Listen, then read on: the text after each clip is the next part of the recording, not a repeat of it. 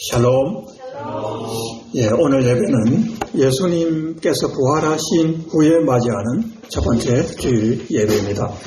오늘 우리가 읽은 요한복음 21장은 예수님께서 부활하신 후에 세 번째 제자들에게 나타나셔서 부활을 증거하시고 또 이후에 제자들에게 소명을 확인하여 주신 말씀입니다.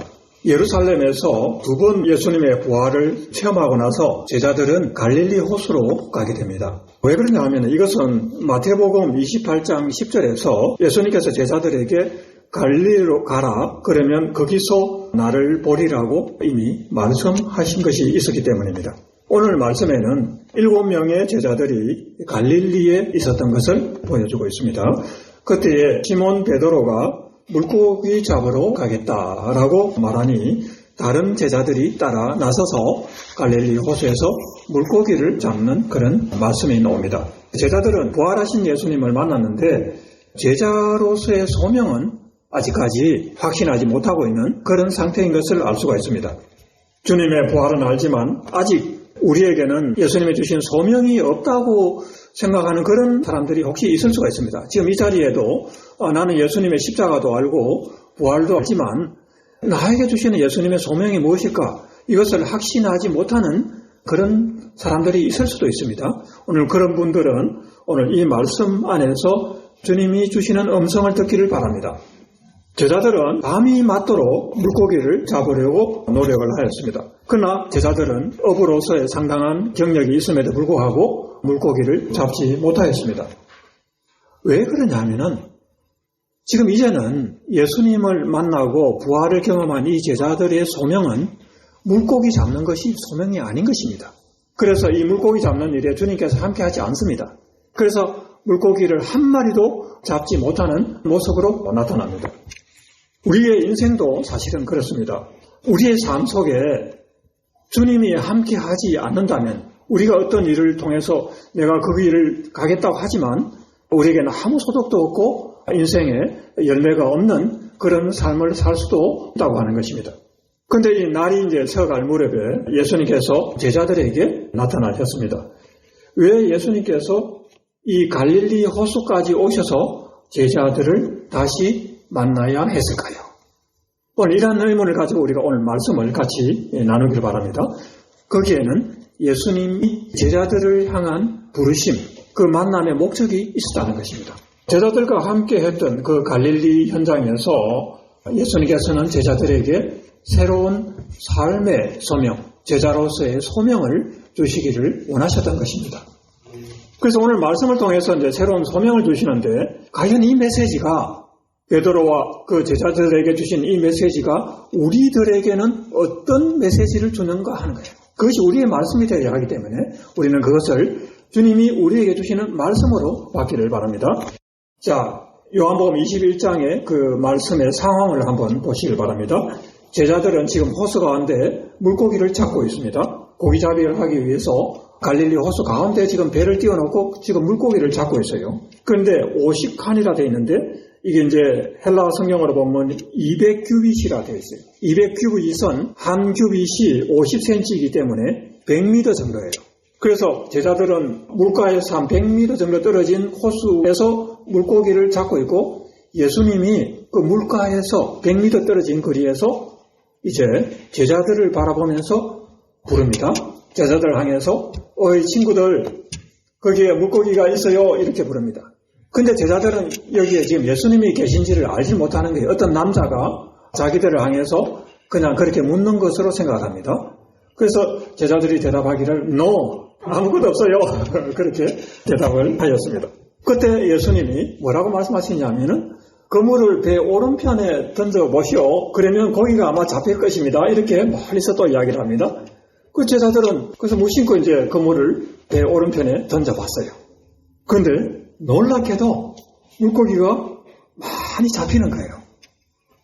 많은 물고기가 그물 속에 들어오는 것을 알게 됩니다. 이게 웬일이야? 하면서 도대체 저 호숫가에 서 있는 저분이 누구지? 하면서 이제 제자들이 이제 그분을 바라본 거예요. 그 중에 예수님이 사랑하시는 제자 요한이 예수님을 알아봅니다. 와, 주님이시다. It's the Lord. 주님이시다라고 외칩니다.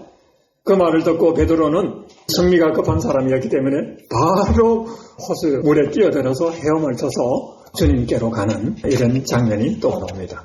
그리고 제자들은 이제 물고기를 잡았기 때문에 배를 탄 채로 그물을 끌고 호숫가로 나와서 주님과 다시 재회하는 이런 놀라운 장면이 나타나고 있습니다. 그래서 그물을 펼쳐서 보니까 153마리의 물고기가 잡혔고 그물은 찢어지지 아니하였더라라고 성경은 기록하고 있습니다. 왜 그물이 찢어지지 아니하였더라라고 이 말씀을 꼭 여기에 기록했을까요? 여기에도 의미가 있습니다. 우리는 이 장면을 3년 전에 제자들이 예수님을 처음 만났을 때, 제자로서 처음 부르심을 받았을 때 베드로와 야고보와 요한이 배를 타고 있을 때 뭐라고 말하셨냐? 누가복음 5장에 보면은 베드로와 그 동료 어부들이 그때에도 예수님의 말씀에 의지하여 그물을 내렸더니 물고기가 잡혔다는 말씀이 나와요. 그런데 물고기가 그때는 잡혔는데 그물이 찢어졌더라고 성경이 기록하고 있습니다. 도대체 이 말씀이 무슨 말씀일까? 이 말씀이 담고 있는 의미는 3년 전에 그때는 아직 사람 낚는 어부로서 그 그릇이 아직 준비되지 아니하였다는 것을 이 말씀이 함축하고 있어요. 그물이 찢어졌다는 것은 사람 낚는 어부가 되리라고 예수님께서 그때도 소명을 주셔요. 사람 낚는 어부가 되리라고 소명을 주시지만 아직 그릇이 준비되지 않은 그런 상태로 있었던 것을 보여주는 거예요. 근데 지금은 어떻습니까? 3년이 지난 후에 예수님의 십자가와 부활을 경험하고 난 후에 예수님의 말씀에 의지해서 그물을 내렸더니 물고기가 또 많이 잡혔고 그때는 이 그물이 찢어지지 아니하였더라고 하는 이 말씀 속에는 이제는 예수님의 부활을 경험한 이 제자들은 이제 그릇으로 주님의 제자로서 그릇으로 준비되어 있다는 것을 함축하는 그런 메시지가 지금 들어있는 거예요. 그래서 앞으로 사람을 낚는 어부로서 어떤 삶을 살아갈 것인가를 이제 예고하는 그런 말씀이 바로 이 말씀인 것입니다. 그래서 이 자리에 이제 호숫가에 이제 제자들과 예수님이 이제 만난 이 자리에 이제 함께 하고 있습니다. 예수님께서 다시 부활을 확인해 주기 위해서 물고기를 잡수시면서 부활한 몸의 그 상태를, 그 영광스러운 몸의 상태가 이 부활한 몸이 어떤가를 다시 보여주고 있습니다. 그런데 이 자리에서는 아무도 예수님이 누구인가를 묻는 사람이 없었다고 기록하고 있습니다. 이것은 무엇입니까? 이제는 예수님의 부활에 대한 확신을 하고 있다는 거예요. 자기들의 눈앞에 있는 이분이 예수님이고 부활하신 예수님이라는 것을 이제 믿고 확신한 상태에 있는 것을 보여주고 있습니다. 3년 전의 제자들의 모습과 지금 이 제자들의 모습이 달라진 것이 있다면 바로 십자가와 부활을 경험했다는 것입니다. 그런데 이 말씀을 받는 이 자리에 있는 여러분들은 어떤 사람들입니까? 3년 전의 제자들인가요? 아니면 예수님의 십자가와 부활을 경험한 제자들인가요? 여러분들은 지금 십자가 부활을 알고 있는 사람들이에요. 그것을 믿고 주님의 제자로서 살아가기를 원하는 사람들입니다. 그래서 오늘 이 말씀이 여러분에게 주시는 말씀인 거예요. 여기서 중요한 일이 그 다음에 일어납니다. 조반을 먹은 후에 예수님께서 베드로에게 묻습니다. 요한의 아들 시몬아, 너가 이 사람들보다 나를 더 사랑하느냐라고 물으셨습니다. 근데 이 말씀을 헬라어 본문에 보면은 너가 나를 아가페하느냐라고 물었습니다. 이 사랑이란 단어를 아가페란 단어를 사용해요. 베드로는 이 예수님의 물음에 자신이 없었습니다. 그래서 뭐라고 대답하느냐면 내가 주님을 필레오 하는 것을 주님께서 아십니다라고 대답합니다. 이 아가페라는 단어를 사용하지 않아요. 필레오 한다고. 나는 주님을 필레오 합니다. 그것을 당신이 아십니다라고 그렇게 대답하는 거예요. 감히 그 예수님이 제자들에게 보여주신 그 십자가에서 피 흘리시고 우리의 죄를 대속하신 그 사랑, 그 아가페 사랑으로 내가 주님을 사랑한다고 감히 대답할 수 없는 거예요. 그래서 내가 대답할 수 있다면 나는 친구 사랑으로, 필레오 사랑으로 나는 당신을 사랑합니다라고 그렇게 겸손하게 사실은 답변을 한 것입니다. 예수를 따랐지만 십자가 앞에서 주님을 부인했고 그리고 떠났던 자신의 그 과거의 모든 순간들 그리고 그 죄책감에 마음이 무거웠던 거죠. 그럼에도 불구하고 예수님께서는 이러한 답을 하는 베드로에게 내 어린 양을 먹이라라고 소명을 주십니다. 그리고 두 번째로 예수님께서 또 물으십니다. 이제는 다른 제자들하고 비교를 하지 않고 직접 너가 나를 아가페하느냐? 내가 나를 아가페하느냐라고 물으십니다. 이때에도 베드로는 필레오 사랑으로 주님, 내가 주님을 필레오 사랑합니다. 내가 주님을 친구 사랑으로 사랑합니다. 라고 다시 겸손하게 대답을 합니다. 이번에도 예수님은 내 양을 돌보라라고 또 소명을 확인해 주십니다.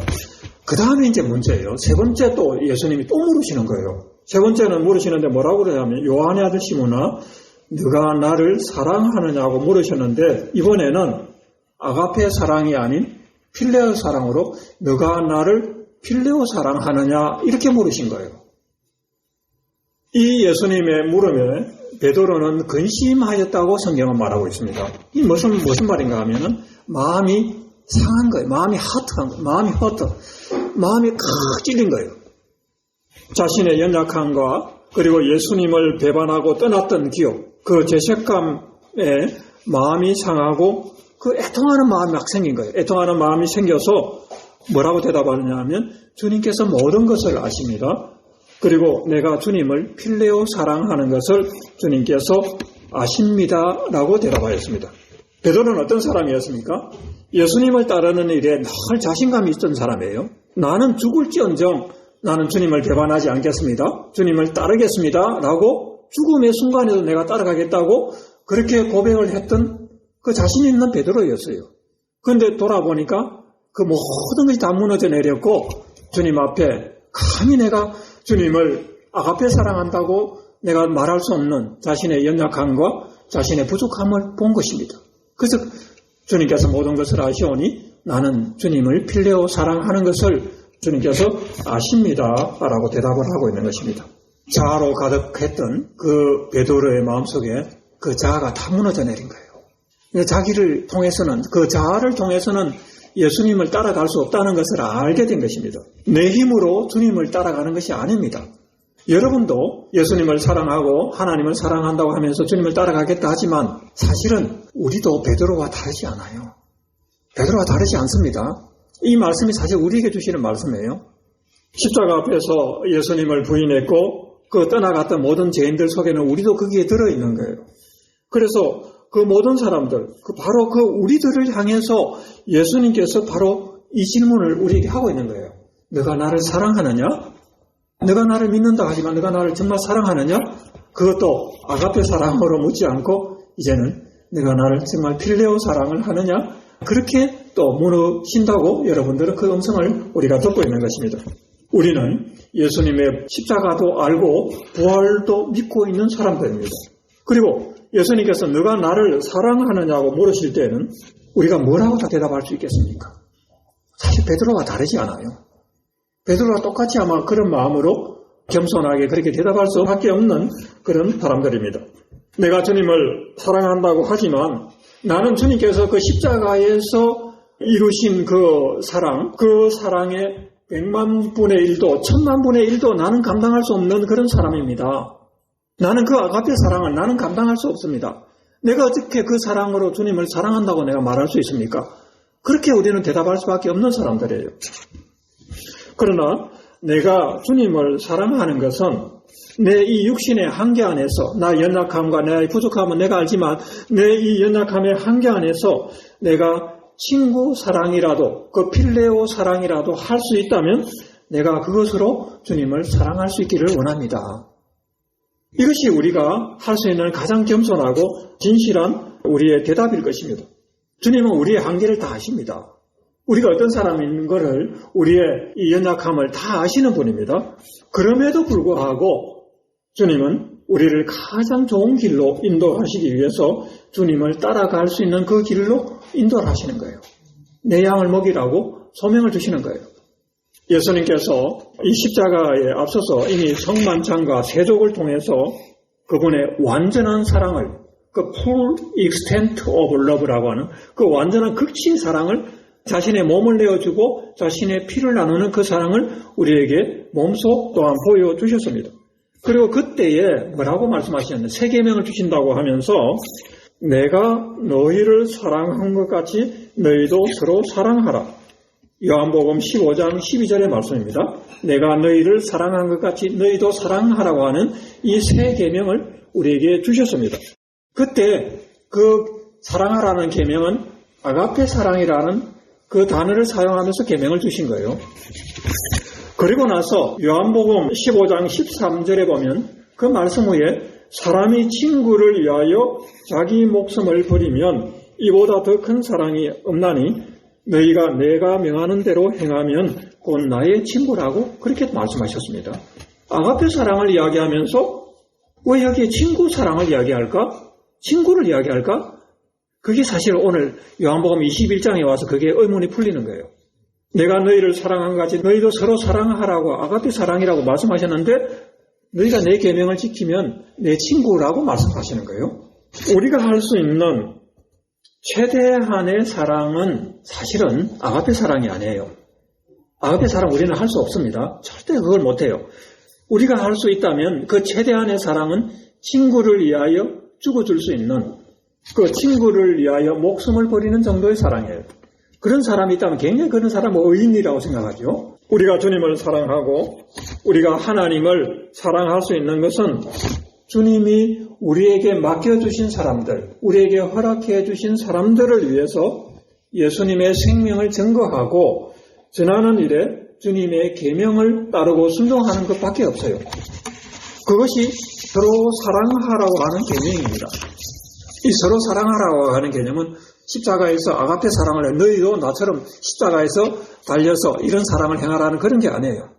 사실 우리는 그걸 할 수 없기 때문에 우리에게 허락된 사람들에게 예수님의 그 생명을 전하고 그 사랑을 나누는 정도, 그 정도 우리는 할 수 있는 것입니다. 그것이 우리가 주님을 사랑하는 우리의 방법이에요.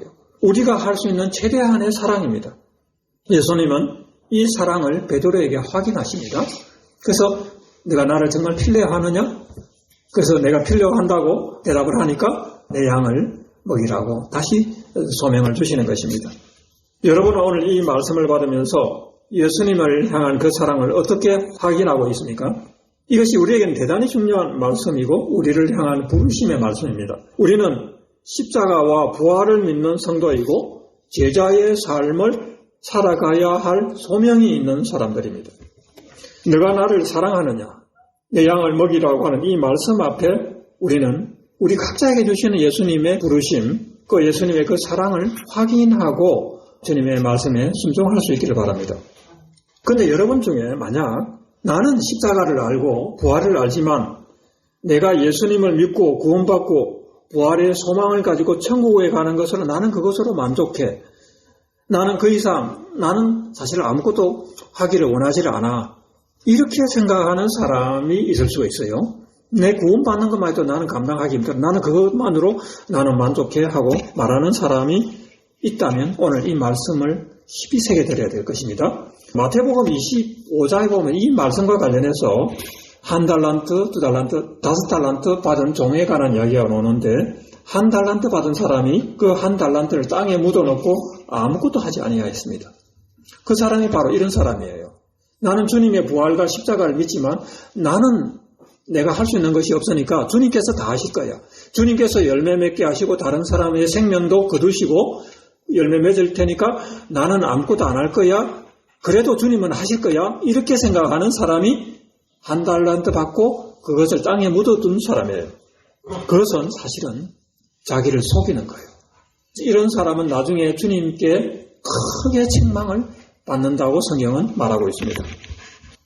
예수님의 십자가와 부활을 알고 그 은혜를 잊게 되면 이 부활을 통해서 오는 생명의 복이 너무나 귀하다는 것을 우리는 알 수가 있어요. 왜냐하면 이 부활이라는 것은 이 세상에 존재하지 않는 엄청난 그 새로운 세계로 들어가는 천국의 놀라운 세계로 들어가는 그 축복이 부활을 통해서 오기 때문에 부활을 알 수 있는 사람은 또 믿고 그 길을 가는 사람은 정말 복받은 사람이에요. 여러분은 다 그런 복 안에 이제 들어있는 사람들인데 그 은혜 앞에 예수님을 우리가 바라보면서 우리 자신을 보게 되면 우리는 너무나 부족한 존재라는 것을 알게 돼요. 그래서 베드로의 실패와 베드로의 고백은 바로 우리들의 것입니다. 나는 주님을 사랑한다고 감히 말할 수가 있다면, 내가 주님을 사랑한다고 말할 수 있다면 나는 그것을 나의 친구를 위해서, 친구가 아니라면 이웃을 위해서 또는 가족을 위해서 또는 자녀를 위해서, 나의 자녀를 위해서 내가 조금 희생하는 것, 그것이 사실 내가 주님을 사랑하는 거예요. 그게 필레오 사랑이에요. 내가 주님을 위해서 내가 사랑한다 할 수 있는 것은 나의 자녀들, 나의 가족들, 나의 부모들, 나의 친구들, 이웃을 위해서 내가 좀 희생하고 헌신하는 것. 사실 그것을 하면서 우리는 주님을 사랑한다고 하는 거예요. 그걸 하면서 주님을 사랑한다고 하는 거예요. 그것도 제대로 못하면서, 그러나 주님이 우리에게 힘주시면 그 사랑이라도, 내가 필레오 사랑이라도 나는 하기를 원합니다. 이렇게 말하고 있는 거예요. 예수님은 우리들의 이 작은, 이 부족한 고백을 받으시고 우리를 사용하기를 원하십니다. 이제 어떻게 우리를 사용하시느냐 하는 것을 이제 보여주는 말씀이 이어서 나오는데, 베드로에게 이렇게 말씀하셨습니다. 이제까지는 너가 젊어서는 스스로 띠띠우고, 스스로 띠띠운다는 것은 스스로 옷을 입는다는 거예요. 자기 옷을 입는다는 거예요. 자기 옷을 입고 네가 원하는 것으로 내가 다녔거니와, 나중에 후에는, 네가 소명을 받은 후에는 어떻게 되느냐 하면은 네가 손을 벌린다는 거예요. 손을 벌린다는 것은 나의 의지는, 나의 자아는 다 내려놓는다는 거예요. 내 뜻대로 하지 않겠다. 네가 손을 벌리게 되는데, 그때는 남이 내게 띠띠우고 남이 너에게 옷을 입혀주게 된다는 거예요. 남이란 누군가요? 예수님입니다. 예수님이 우리에게 새 옷을 입혀주는데, 그 옷을 입고 너가 원하지 아니하는 곳으로 가게 될 것이다. 이렇게 말씀하는 거예요. 이게 사실은 예수님의 계명에 순종해서 우리의 소명을 살아가는 방법이에요.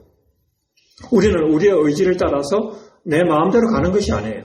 주님이 주시는 옷을 입고, 이 흰옷을 입죠. 사실은 흰옷을 입었다는 것은 우리가 구원을 받은 하나님의 백성으로서, 성도로서의 깨끗한 그 인격과 그 삶의 옷을 입는 거예요. 그 옷을 입고 우리는 주님이 원하는 곳으로 이끌림을 받아서, 무엇에 이끌림을 받습니까? 말씀과 성령의 이끌림을 받는 거예요.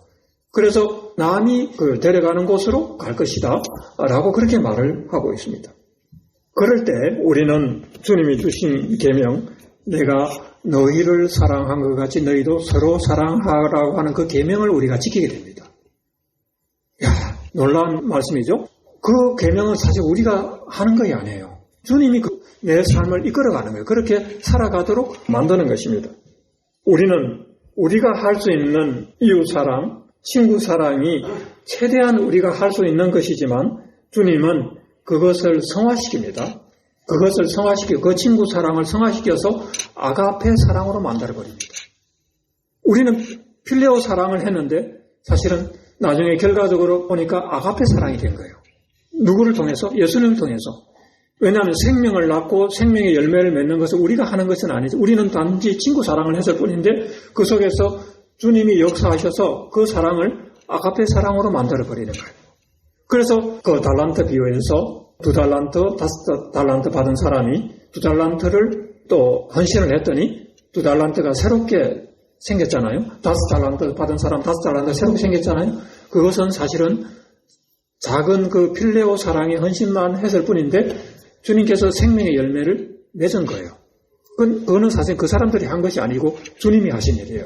그래서 필레오 사랑은 주님을 통해서 아가페 사랑으로, 생명을 낳는 사랑으로 성화되어 버립니다. 이것이 우리가 주님의 사랑 안에 거하는 방법인가요? 그래서 우리는 이 말씀 앞에, 주님이 주신 소명 앞에 순종하게 됩니다. 내가 하는 것이 아니라 주님이 하실 것입니다. 내가 할 수 있는 이 작은 사랑, 친구 사랑, 이웃 사랑이라 할지라도 그 뜻에 순종해서 내가 주님의 말씀을 따라가면은 주님께서 그 생명을 전하고 예수님의 생명을 통해서 역사하셔서 그것이 아가페 사랑으로 열매를 맺게 된다고 하는 것입니다. 이러한 일에 낮은 자세로, 겸손한 자세로 나아갈 때 오늘 말씀대로, 베드로에게 주신 말씀대로 우리 속에서 이 말씀이 이루어질 것입니다. 이것이 너가 나를 사랑하느냐, 내 양을 먹이라고 하시는 이 주님의 말씀에 순종하는 삶이 될 것입니다. 아멘. 아멘. 기도하겠습니다. 전능하신 아버지 하나님, 오늘 주님께서 우리에게 너가 나를 사랑하느냐 내 양을 먹이라고 하시는 이 말씀을 우리에게 주신 것을 우리가 또한 우리에게 주시는 이 말씀으로 소명의 부르심으로 받습니다.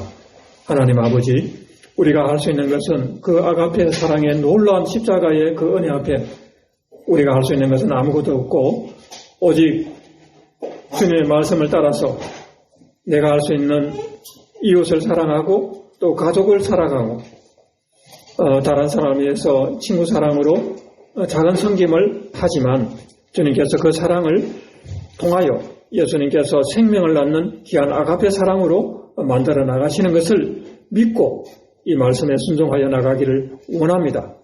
주님, 우리와 함께하여 주시옵소서.